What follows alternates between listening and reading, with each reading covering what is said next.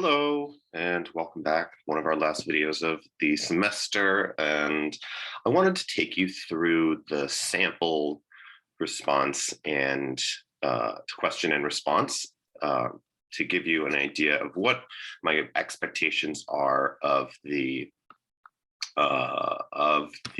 essay response that's worth a lot of points. And the reason it's short, right?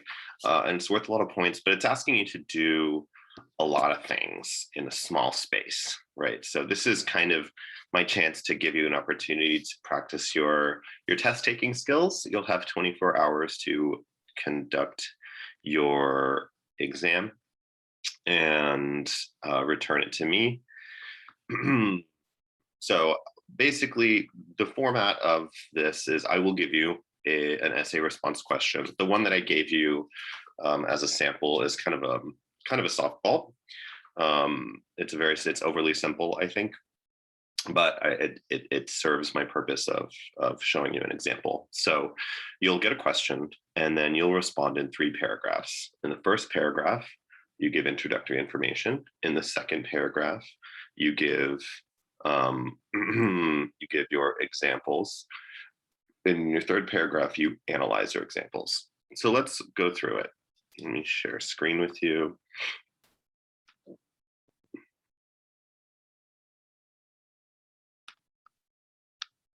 Okay, so we have our sample question. How is Lauren's gender relevant to the plot? What is Octavia Butler trying to convey about gender in a society, in a story about surviving the collapse of society, right? Now, it's possibly overly simple and maybe a sign of my being a male and maybe being a dinosaur that I'm like, well, why is it important that she's a woman, right? Because we shouldn't be surprised when there's a woman leader or a woman main character or whatever. But I ask this question specifically for this book because Lauren's gender does come up again and again and again, and it's something that she has to navigate. So I came up with a question that would offer you plenty of opportunities for analysis, and I'm only really asking you to choose 3. Now, in choosing your examples of analysis, the one thing that I ask you, and that I ask kind of all students, remind all students, because, what I remind all students is to choose your examples from across the book. So often I get a student who just chooses 3 examples from the first 3 chapters of the book, and which, number one, that's lazy. Number 2, it makes me think that you didn't read past the first 3 chapters. And number 3, it doesn't make for very good analysis. It shows me, it doesn't show any kind of development of ideas, any progression of ideas, the way that a theme might have changed in the novel. So, so that's what I ask. Choose your examples of analysis from across the book, from the beginning, from the middle, and close to the end. My dog is growling. Have you guys met my dog? Tell it, say hi. Yeah, hi, hello. Hi, buddy. Hey, cutie. You growling? Okay, sorry. Unnecessary detour. So let's start. So here's my introductory paragraph. This is the paragraph in which I give all of the relevant information that I'm going to be bringing up later. First, I have to write as if to someone who's not in our class, someone who has no idea what's going on. So I have to name the book Parable of the Sower, a novel by Octavia Butler. So we have our title, we have our author, tells the story of Lauren Olamina, a teenage girl growing up in a future United States that has fallen into chaos. Lauren navigates the day-to-day struggle of her Southern California community's survival until they are targeted and attacked by drug addicts and thieves, killing her whole family and most of her neighbors. Lauren strikes out on her own and becomes the leader of a new community. So first of all, I have now, after that introductory info, I I explained the setting, right? Then I summarized the first 2/3 of the book in 2 sentences. Now that's that's a skill that you need to learn. And hopefully you have by this point learned and had plenty of opportunities to summarize a lot of information in a short space. So that was my introductory information. Now I'm zeroing in. I started with the most broad information, and I'm starting to zero in on the topic at hand.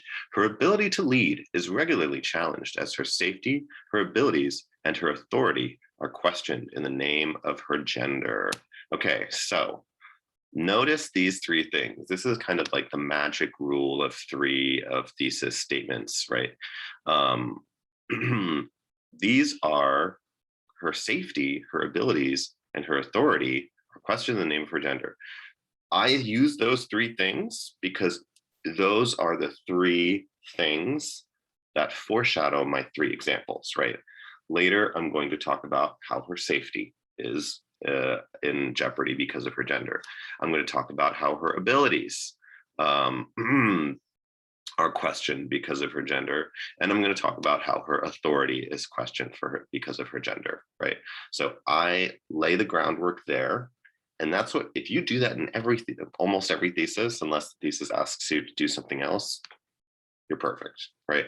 You don't have to explain every single example. You don't have to sit there and be like, and she had to dress like a man. Da, da, da, da, da. You don't do that in the thesis, right? You foreshadow the thesis.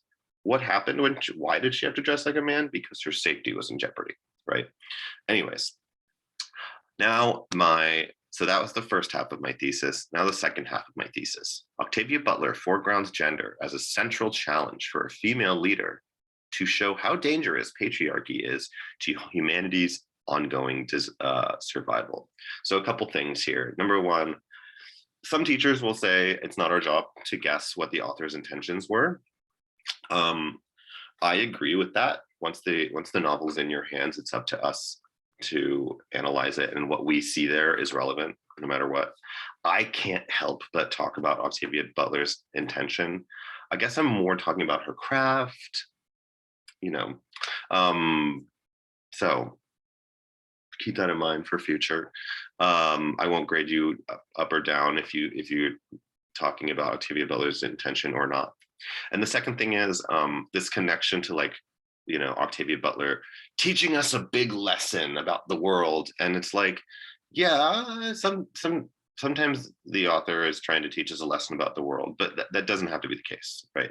Sometimes it can just be relevant to the novel. However, again, I can't help myself and I'm going to connect it to a world topic. You don't have to. You can just connect it to what's happening in the novel or keep it simple. Okay, now after my thesis, my summary and analysis. So here, this paragraph is where I am summarizing my examples. Throughout the novel, Butler forces her protagonist to overcome male assumptions about her abilities as a woman. So obviously that's my topic sentence. And now I'm getting into my examples. When Lauren first sets out from her neighborhood, she elects to travel disguised as a man. Doing so makes her small group of 2 women and 1 man less of a target to predators. Though it is supposed to make them safer, it also leads to some tension. After Lauren twice rescues a family, So that's my first example. It's the shortest one. I'm not doing a lot of analysis on it here. And it comes from about the middle of the book. The collapse of the wall happens about halfway through the novel. And that's so it's, I guess I said choose from all the way through the book. This isn't from the beginning of the book, but it is from the middle. And it shows that I'm well into the book, right? Okay. After Lauren twice rescues a family from robbery and the death of their infant, one of her group lets slip that she is a she, not a he. Travis, the husband and father of the family she helped, coldly insists that he can protect his own family, and Lauren understands that the fact a woman saved his family twice wounds his pride.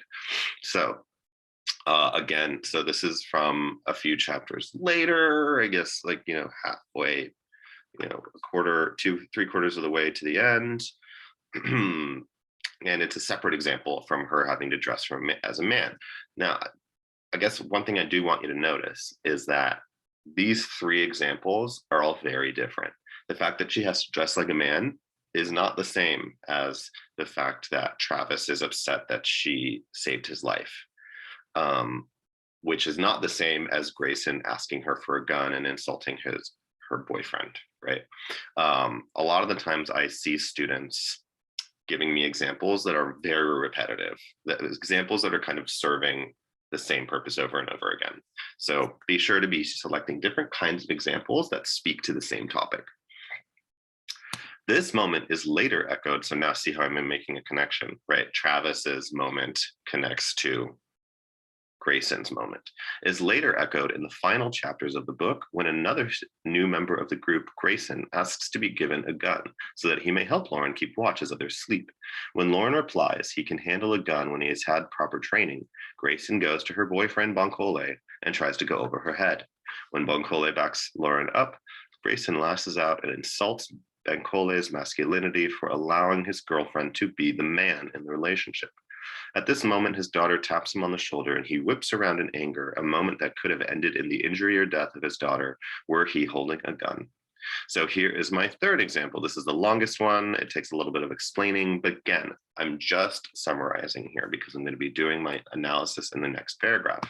And now for my closing / transitional sentence. That Lauren constantly has to consider her gender alongside her leadership is Butler's acknowledgement that outdated patriarchal ideas about women keep us divided and put us in danger. So here, that Lauren constantly has to consider her gender alongside her leadership. This is the callback to the topic sentence of the paragraph, right? So now I'm just repeating. I've told what I told, right? I'm telling what I told. And now this is my connection to the thesis and the next paragraph. Butler's acknowledgement that outdated patriarchal ideas about women keep us divided and put us in danger.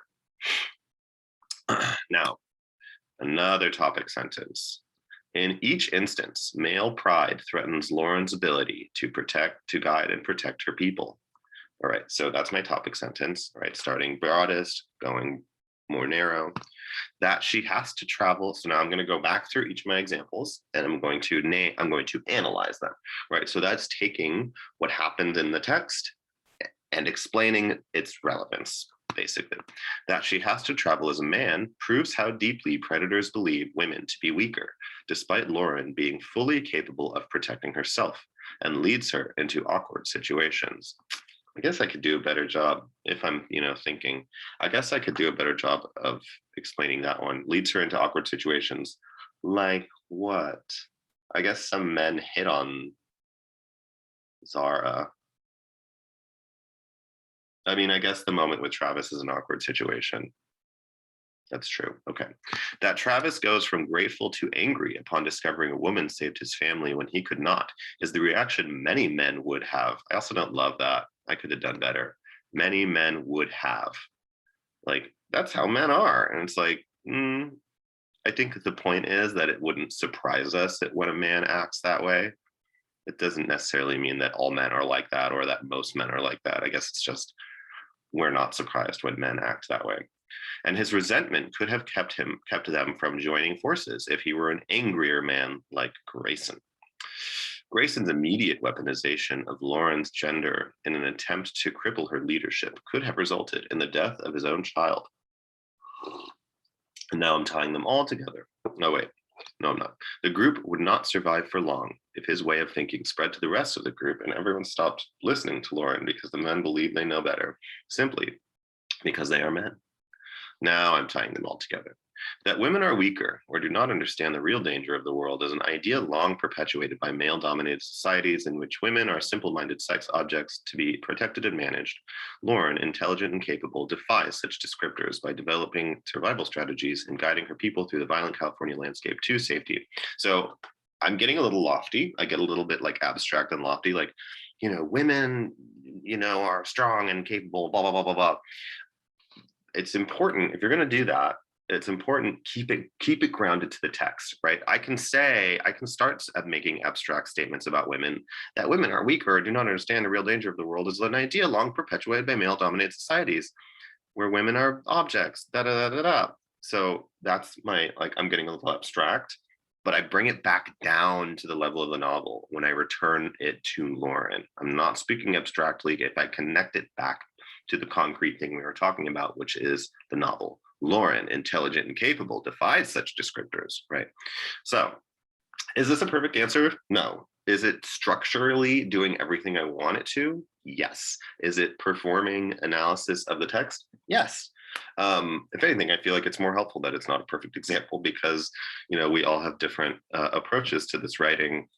And the point of an assignment like this is to learn how to analyze something without it explicitly telling you what to think about it and structuring your thoughts about it. I could have also answered this question in many different ways, right? If we're talking about gender in this novel, I could have talked about, the fact that Zara is like traditionally hot and a former, sex slave / wife to Richard Moss. I could talk about the difference between Corey and Reverend Olamina. I could talk about Emery Solis. There are so many directions I could go in with, and also Natividad, who was exploited. I could talk about Jill and Allie, right? That all the women, actually, no, just as many men in the book were also slaves of some sort. Anyways, okay. So that's how I want the work to be structured. And there will be one more video, I guess a couple more if we're counting the closing video, on Monday. And then the exam will be given. I have to check when I'm supposed to give the exam, I think, because its finals start on Tuesday. And the exam, I don't think it has a set date because we're 6 days a week asynchronous. So I will double check on that. All right. Thank you so much and have a good weekend.